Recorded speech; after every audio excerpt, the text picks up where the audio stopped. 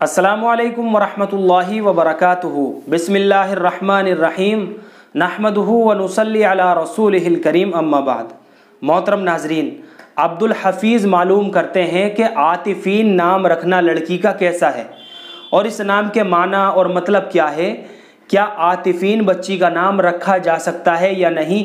तो मोहतरम नाजरीन, चलिए इस नाम की मालूमात को समझ लेते हैं।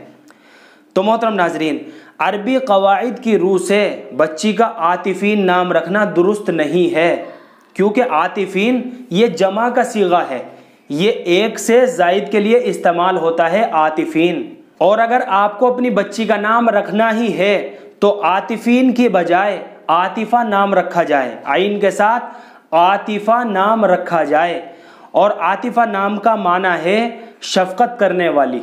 और अगर लड़के का नाम रखना है तो आतिफ़ नाम रखा जाए। आतिफ़ नाम के दो माना आते हैं, पहला है मेहरबान और दूसरा है मिलाने वाला। ये नाम लड़कों के लिए है, तो ये इसी लफ्ज़ से बना है आतिफ़ और आतिफ़ा। तो बाहर कैफ मैं ये अर्ज़ कर रहा था कि आतिफ़ीन नाम रखना बच्ची का दुरुस्त नहीं है, ये जमा का सीगा है।